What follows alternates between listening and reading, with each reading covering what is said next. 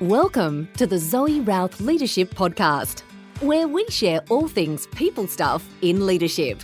Learn from leaders who have done the hard yards and learn from experience. Hear from expert authors about the latest insights from culture to strategy and messy people dynamics. Get tips and insights from multiple award-winning author and leadership expert herself, Zoe Routh. Now, on with the show. Hey, it's Zoe. How does this sound? What if somebody told you, just focus on this one thing? I just want you to have this one key priority and that's it. In my mind, that just sounds delightful and delicious. Just being able to clear the decks and put all my energy into one particular project. Is it realistic? Well, yes, it is. My guest today is Gayle Smerdon. She is a sociologist by training and background. She is a learning and development expert, as well as an organizational development specialist. And she is the author of this fabulous little book called Do One Thing and Do It Deep, Focus on What Matters. And in our interview today, we dive into what the one thing methodology is all about and how we can bring it to the table when it comes to developing high-performing teams. Let's do it. Hello, Gayle, all the way from fabulous Coffee Central, Melbourne. Welcome to the show. Thank you so much. It's very fun to be here. It is fun to be here. I am such an avid LinkedIn follower of yours. The Janice Chronicles are one of my favorite series of all time. And I was super excited to get you on the show to talk about high-performing teams, and in particular, your philosophy of just do one thing. So lots of questions to begin with. First of all, how did you end up landing on the one thing philosophy, or is it a principle or methodology? I don't know. I don't know that I've described it in those sorts of terms, but I know sort of from personal experience, I can be walking around the house and thinking, I don't know what I should be doing now, or I don't feel like doing this. And I'll have a little saying of, just do one thing. And I've said that for a really, really long time. And I think everyone can relate to that, feeling a bit stuck or feeling a bit overwhelmed with so many things to do. But I think I really got into this deeply when I had a bit of an epiphany one day at work. I remember I was on the 23rd floor of an office in the centre of Melbourne, and I was looking at the beautiful Treasury Gardens, and there was the sports precinct and Flinders Street Station, and it was a lovely, lovely day, but I wasn't really taking any notice of that because I'd just come back from a meeting with my boss, and she said, we have to do this project, we have to do it now, and it's sort of about this, and just can you make it a priority and just go and do that? And I was walking back to my desk and I was thinking, I'm really not sure how I'm going to make this happen because I've already got quite a lot of projects going on, and I felt a bit bad about losing motivation of the people that I was engaged with around stuff that was already happening to make this a priority. And it didn't seem to fit into our strategy at all, and I wasn't really clear what was required, and it was a big piece. And I was thinking, can we just do one thing? And I was stood in the middle of the floor thinking this, and I just started laughing because it occurred to me that not a block and a half away in my previous position, I'd found myself walking around saying exactly the same thing, but for exactly the opposite reason. So we couldn't get anything happening there. The manager wasn't sure about whether we should progress it now. It had to go to another committee. There was always a reason not to be doing what we should have been doing, and that was super frustrating. So I used to walk around pleading with my manager, can we just do one thing? And no, we couldn't. So it sort of occurred to me that there were these two types of organisations that I was experiencing. The no-thing organisation where nothing was happening, and people were feeling very, very disengaged, and it seemed that leadership didn't want to take any action around anything. They seemed a little bit fearful to do that. That's just weird, in business. Yeah, no, and everyone just felt very, very inert. But then on the other hand, there was everything going on. We had, millions of projects. Everyone's overwhelmed. We're all running around. It doesn't seem to be very focused. We're not sort of all heading in the same direction. And it just felt really, really chaotic. And there have been glimpses in my career where teams or organisations, or for myself personally, we've been able to map one thing that we thought was really, really important and really focus deeply on it. So that's sort of how I got here, looking at different sorts of one things and where there were one thing shaped holes in organisations. So you're also in there, I think, with your walking around the house going, I don't know what to do next, and just do something is the other aspect of the one thing, do something, do one thing, do anything. Just take some action, people. Just take some action. Yeah, that's right. So I think what you described, the one thing and do it deeply, there's a whole bunch of precursor work that needs to come into that if we're going to be talking about our personal productivity or team productivity. You need some filters around how do you decide? Because, well, let me check my assumption around this, is that some of the resistance to doing one thing is that, well, what about all the other things that we could be doing? So first of all, let me check. Is that a correct assumption? That's one of the It's absolutely one of the biggest pushbacks I get when I talk about one thing. We couldn't possibly do one thing. There's just so many other things going on. And I think you have to acknowledge that leadership really does need to be quite courageous to sort of stand up and say, this is our area of focus right now.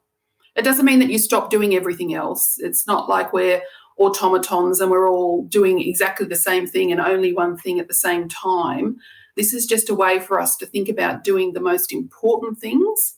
And particularly if you're in a team situation and you know that there's something that you could be doing better, which would mean that some of the one things that are sort of, banking up on you, all of the other things, if you could find one thing that would make that easier, then why wouldn't you be doing that one thing? It makes a lot of sense, really. It's like, and I think just to have the bliss of having one focus area instead of feeling like being pulled from pillar to post is something that I enjoy too, when I commit to doing one thing at a time. So not even doing multitasking, but one thing at a time. And the big epiphany for me this year is like I started the year going, I'm going to write not one, but two books this year. Like Sesame Street Count Dracula. You did a very good Count Dracula too, I have to say. I think I could try and work on that. One book. Anyway. And then I worked out, that's nuts. I don't have enough brain RAM to do two very different books, a fiction book and a nonfiction book. So I parked that idea pretty quickly. I'm like, no, I'm going to stop overachieving and overextending and just do this one particular thing and work on it. And do it deeply and get it as good as you can because it's something that matters to you. And do it deeply, I think, as I'm thinking about my novel project now, requires a lot more time than I had thought to do it well. So how do you respond to people who say, well, if we're going to do one thing, it's one thing, but what about doing it deeply? Do we have the time to do it? So this is probably the question that I get asked most often. How do I focus deeply on one thing? And my response is that it doesn't make sense not to focus on something that matters deeply, because if you want to build something in your organisation that's sustainable, you're going to need to take the time to do it deep, not properly, because properly to me is some external sort of idea about what good is, but deep is so that it's baked into your team or your organisation. Yeah, so we need to do one thing deep because so many times we're seeing things just get ticked off. We need to do an engagement survey. Let's send out the survey. Let's get the results. Let's ask people to come up with an action plan. And then sometime later, the next year, when we're just about to do our next survey, we go, oh, what did we do with that? And we've gone through the actions of, I'm sure that sounds familiar. Yeah. And we wonder why people don't want to re-engage with the survey because, well, we didn't see any outcomes happening. So if you can find one simple thing to do in that example and really do it deep, and deep means finding something that matters to people, something that is meaningful with some sort of purpose, something they relate to, and spend a bit of time on it. Do it over time because we know that when we want to get good at something, when something matters, we need to take time, because not everyone's going to get on board at the same time. We're going to have people who are, early adopters, and they're going to get in there and get it done, and they get bored. And we have people who, at the back of the line, who just waiting to see that everything's safe. And we need to give everyone an opportunity to, test the waters around this one thing. And also we need to recognise that people learn in different ways and take knowledge in, information in different ways. So we often need to think about how we're creating the experience of the one thing in different ways for different people. So you need to be able to bump into it in a few different modes around the organisation. And you try to include as many people as you can, because if you engage people early, particularly in the decision making and, some of the processes around whatever the activities are for the one thing, then, they're going to be on board much more quickly. So that's really the importance of deep. Yeah. I think the importance of deep is absolutely sound. But I like to back up a little bit. Like, I get it. Like, let's commit to doing one thing and do it deeply. What about actually deciding which of the one things? Like, what are your filters, or what are your suggestions to help leaders and teams decide upon their one thing? Well, I don't think it's ever an issue of we don't have one thing to do. It's just that we've got way, way too many. So with teams, we sort of go through a decision-making process. We talk about how we want to come to making decisions around our one thing. So we think about that a little bit. And it almost doesn't matter what the first one thing is, if I can just say that really sort of quietly, because sometimes what you're wanting to do is just get people on board with the idea that they can make a change, that they can see things being successful, that they have some agency in the process of what's happening. And it almost doesn't matter if you get not the most perfect, best ever one thing, but that you just come to a decision on it and then you work on it together. Oh, so you're seeing this as a tool for engagement, essentially. As well, yeah, absolutely. So you decide on your one thing, you're going to get better at your one thing, whatever that means.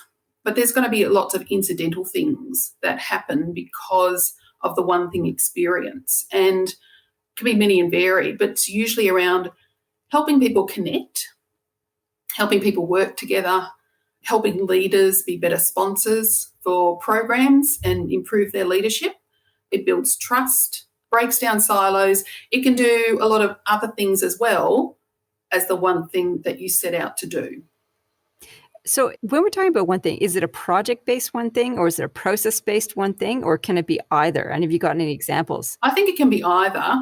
So in the Do One Thing and Do It Deep, the book that I've just put out, the example that I give in a little fable at the end, which was really fun to write, is about a big one thing organisational project that actually did stem from a conversation that a CEO overhears. Actually, he overhears Janice in a coffee shop talking about doing one thing and criticising how they run an engagement survey. So they end up coming up with something for an organisation. In the next book I'm writing, which is on one thing teams, and I haven't actually got a name for that one yet, but that'll be out next year, she says, crossing her fingers. Why don't you just call it One Thing Teams? Well, it's on the working title list, I do have to say.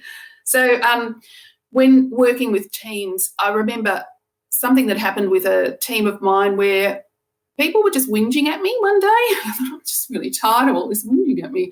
What's happening, people? What's going on? And they said, well, we're really, really, frustrated. And I'm going, well, what's the solution here? And they're going, well, we need to communicate better, because that's always the solution. It's either communication or we need more cake, in my experience. Is we all need to get together and have I've never cake. had that as the solution.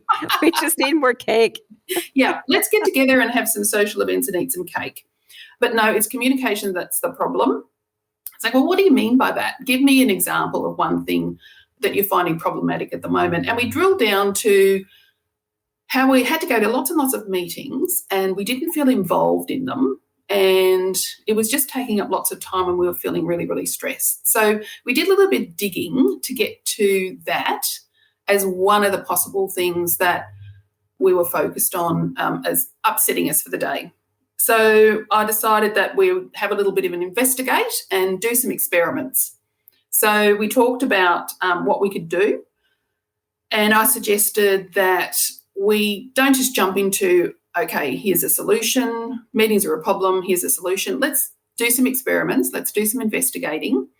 And I said, I want you to write down for the meetings for the next week, because I think we were meeting in the following week, how engaged you felt in the meeting, and did you feel you can contribute? And, so could you bring value to the meeting? And people came back, and actually we realised that, a relevance score, because that's what we came up with. Let's create a relevance score for the meeting. Is it relevant to us? And we called it the MRS, the meeting relevance score, and people would walk around going, how's the missus? Which was a bit silly. And sort of just made it funny, because that's another good thing to do, is to make these things a little bit less serious. And they came back and said, yeah, we sort of think they weren't relevant to us, but it might have been relevant to someone else. So then we sort of had to think about how that worked. And then we had to look at our meetings and whether or not the people we were inviting to our meetings would have been finding things relevant as well. So we had some super good conversations and experiments over the first couple of weeks, and came up with some sort of simple things that we could do over time. So we tried getting in touch with the organisers if we felt that we probably couldn't add any value to the meeting, and see exactly what was it that they were expecting and how could we help in the meeting. So we were very compassionate about, we want to make sure that we're adding value, and how can we do that, and what do we need to bring, and things like that.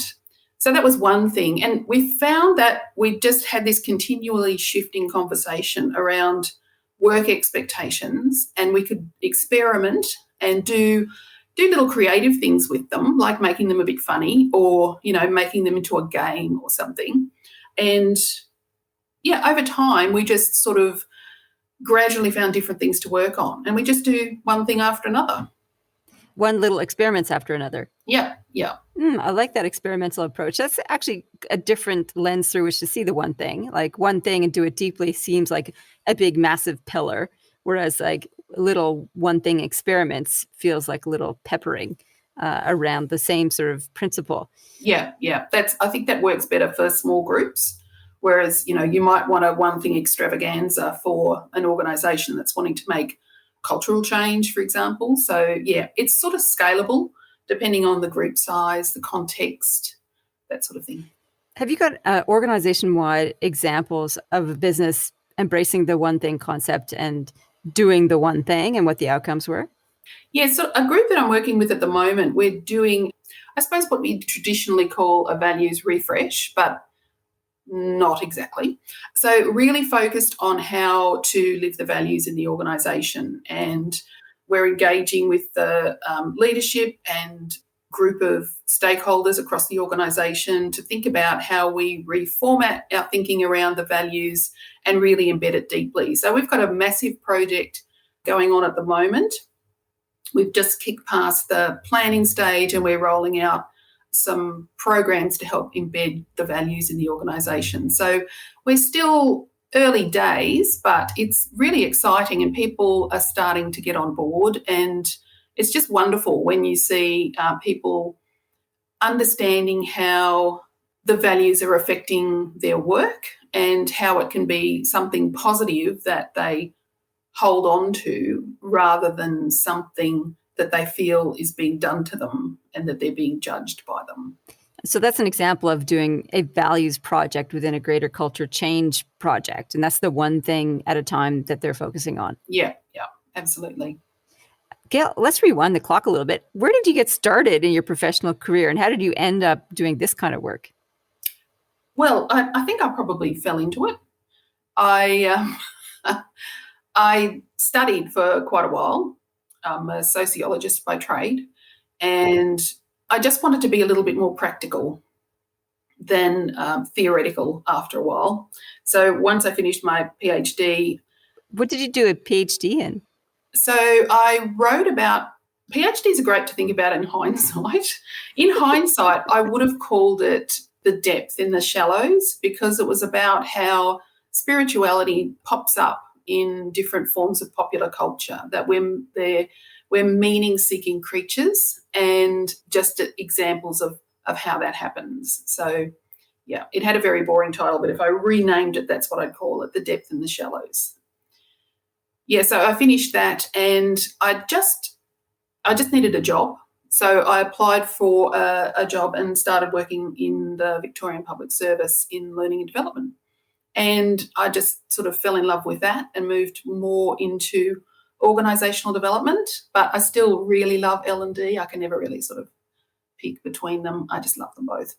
Yeah, and sort of just went from there, had a few different experiences with working in evaluation, working with different systems, doing some consulting for another organisation. So, yeah, I've just been fishing around doing that for the last, 15 or so years. So that's been heaps of fun. It's just, this is just what I love doing. I love working with people in organisations because it's such a huge part of our identity and where we get our meaning from for most people. And I think that the experience of working can just always be a wee bit better. And there's lots of factors that sort of get in the way of us doing that. And I think if we can focus on getting better at one thing at a time, something that can, is meaningful and can bring us together a lot more, I think that augurs well for the broader world, because we do need to be able to focus on something that matters, to be able to work with people that we don't always agree with, and to, actually take some action and make a difference. So your thesis is on, the serendipitous aspects of spirituality emerging in pop culture. Do you see, based on what you just said, the appearance of spirituality in business context, that we talk about, like, we're meaning-making creatures and we want to have purposeful work. Do you see that spirituality popping up in any of the work contexts in which you find yourself? I probably don't think about it quite in the same way as I did with the thesis work, which was more specifically around New Age, but I haven't really thought about it that deeply. I am just going back to reread my PhD, actually, because I sort of put it down and didn't pick it up again for quite some time, and I thought it's probably time now. Let's see what that was about. Do you have like a bit of an allergy to it after spending so much time working on it? It's like, I just cannot look at that thing again. Yeah, no, I just want to dump it and run away. I was surprised that I didn't burn it and sort of do a dance on it. But it taught me lots about, researching and coming at things from different angles and listening to different perspectives. So I think it was very, very helpful. I think we have a lot of maybe overlap between more personal development, sort of a more gentle form, I think, rather than talking more generally about spirituality, would probably be my take. In the business context, you mean? Yeah, absolutely. Yeah. Yeah, right. Do you think there's room in business to have conversations about spirituality, or in our culture just too far away? I think in some areas that's something that people feel more comfortable with. But I think generally in the areas that I work with, so I'm mainly working with government organisations and a few not-for-profits, I think sometimes that's a bit of a stretch too far. But there are certainly organisations that are embracing a lot of things that you could think of in those terms. I think we dabble around the edges with things around well-being. We talk about resilience and, if we all do some meditation and a yoga program, that'll be just lovely for us. But I think that's where the shallows can be a little bit deceptive. And if we dive in there, we'll break our necks, because that's where we do need to go a little bit deep and think about structures and beliefs we have and agency around concepts of resilience, because one of the things I get concerned about is people feeling that they need to be the things that change all the time, that it's their problem and they need to just adjust. And being a sociologist, obviously, I'm quite interested in the structures we create to either support people or to get in their way of being able to do the best things that they can. So if there is one thing organizations could do in order to change their structures and their systems to support resilience, say, for example, what would that be from your point of view? Talking to your people. Leadership. Wow. Talking to their people. So if someone came to me with that as a brief, saying we really want to support our people to be resilient, then I'd say, as a leader, you need to commit to this, and now we're going to go on a little journey, and we need to do a listening tour. So in the book I talk about leaders as sponsors, and I sort of liken their part of doing one thing deep as like a political campaign, just as an analogy, but okay. the good sort. That does come with some caveats, but commit to that. And then you need to go out on a listening tour. So you need to get on the bus and go out to all your electorates and find out what's happening with them. Talk to them about this. Say, look, we're really interested in how this might help. Let's get some ideas. So listen to our people, think about what other organisations do, do some research around it. And then you have to decide where your one thing message is, because you're not going to be able to fix it up all at once. You need to focus on one thing that you're going to be able to do right now as part of a longer term process. And it might be changing a structure. It might be, supporting people in their well-being more.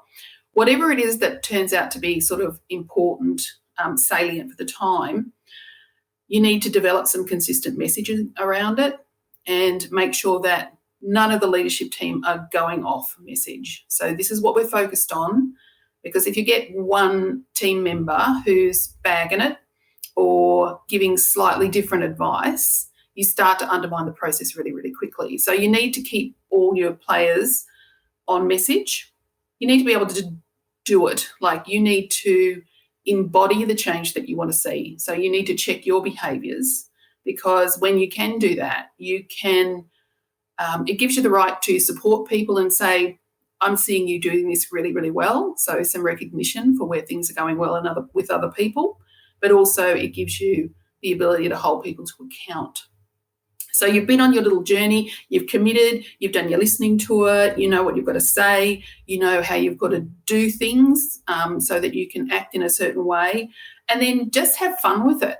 Find different ways that you can engage the organisation. This is playing your ground game in political speak. So this is going out, shaking hands, kissing babies, getting out there in your electorate and just getting people motivated and keeping them engaged in the process, because that's the way that you're going to get your one thing happening.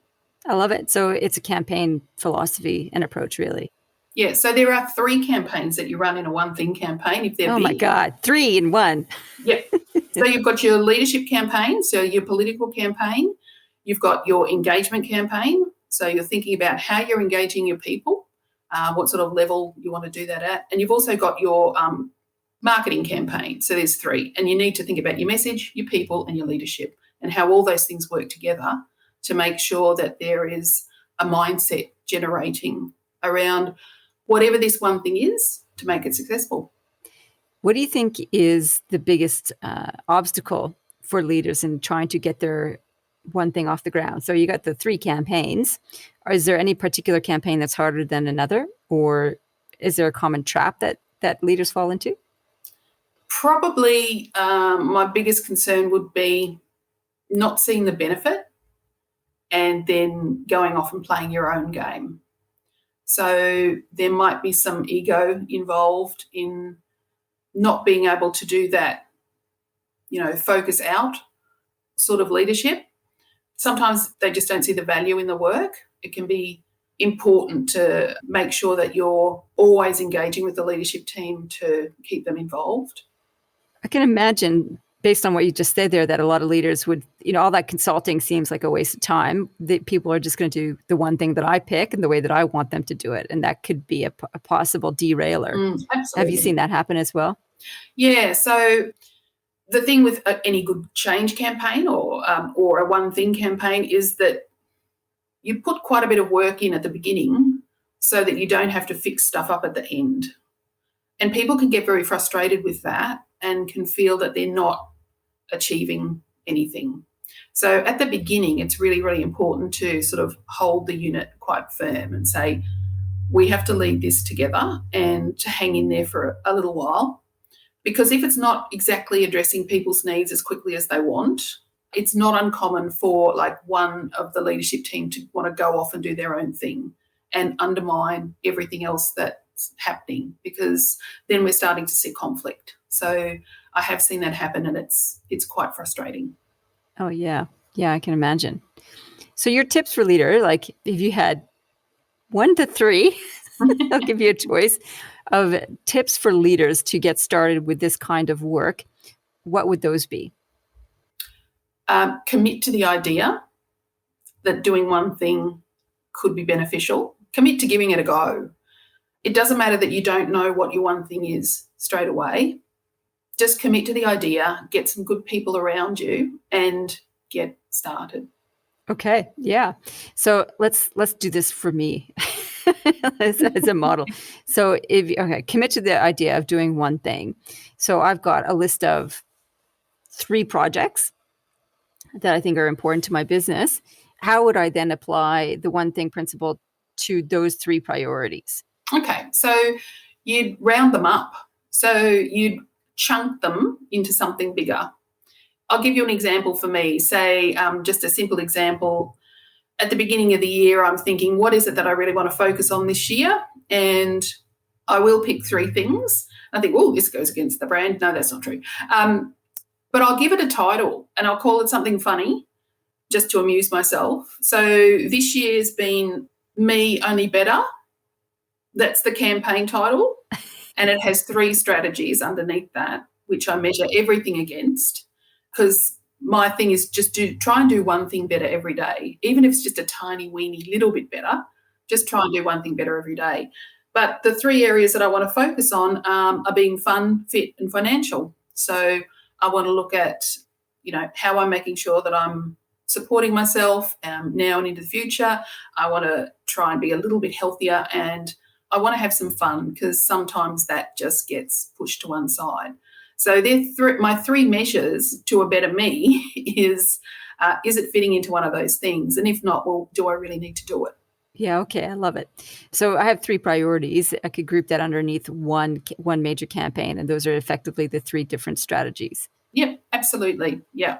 So on a day-to-day basis then, with those one major campaign, 3 different strategies, bringing the one thing principle to my daily practice is looking across the board and going, which of these 3 priorities I'm going to focus on today, and just moving on that. Is that the idea? Is it a time-bound thing? Yep, absolutely. So you might want to prioritize this. I think of it like an umbrella with different ribs, and you might want to prioritize one for now, but also you might want to think about, when you're thinking about that priority, how does it fit with the overarching one thing? So for me, it's like, okay, so I want to have some fun, but is this going to make me better? Because fun can be eating, a block of chocolate, and that is fun, but it's not going to help with all my goals. So you can sort of measure one off against the other, and then just go, what's the most important thing I need to do right now that in this area, and does it align with the bigger strategy, the bigger one thing? Love it. So it becomes a filtering methodology as well. Yeah. Gayle, where can people find out more about you and your work? Yes, so you can contact me online. I'm in LinkedIn, gaylesmerdon.com, or give me a ring, whatever. I'm very easily contactable and lovely to chat to. I'm sure. And the Janice Chronicles, are they posted only in LinkedIn, or are they on your website as well? No, they're on the website as well, yes. Janice is having a little holiday at the moment while we do lockdown. Yeah, well, no, Janice has actually managed to get somewhere where she's able to have a holiday. So I'm very, very jealous of Janice, but she's not coming back for a little while until we start doing some work on the teams, because we left Janice last year after having successfully run a large one thing campaign with rolling out a teams campaign across the organisation. So that sort of merges quite nicely into my next book. Fantastic. Gayle, thank you so much for coming on the show. It was lovely to talk about your one thing philosophy, principle, methodology, and book. That was really, really helpful. It was good fun. So thanks a lot. And I look forward to hearing about the One Thing Teams book too. Fantastic. Take care, Zoe. Well, there you go. My key takeaway from today's interview was the idea of the umbrella, to have one major theme with different priorities or projects underneath it, the ribs of the umbrella. And that way we have a beautiful filter about how to make our prioritized choices over a year, over a quarter, over a week, over a day. And I think that was incredibly powerful. And I love Gayle's wry sense of humor. I thought that was really quite charming, if you like. It brings a nice character to the idea of doing one thing and how you can bring that to the work that you do with your teams. A little bit of levity, a little bit of fun, I think is just what the doctor ordered when it comes to building high-performing teams. So if we can do a bit of fun in our teamwork, that's also a good thing. If you enjoyed this episode, feel free to share it. Just click the share button on your player to share this episode with somebody who would benefit from learning the one thing methodology, theory, principle, philosophy, whichever one you think it is. Rate and review the show. That's always an awesome thing to do for your karma points. And if you've got a question or you want to sing out and say something about the podcast, email me, zoe@zoerouth.com. I do assess every single message that comes in about the podcast. I love hearing from listeners. So in the meantime, live well, lead well. You've been listening to the Zoe Routh Leadership Podcast with leadership expert Zoe Routh. For more about people stuff and to contact Zoe, go to zoerouth.com.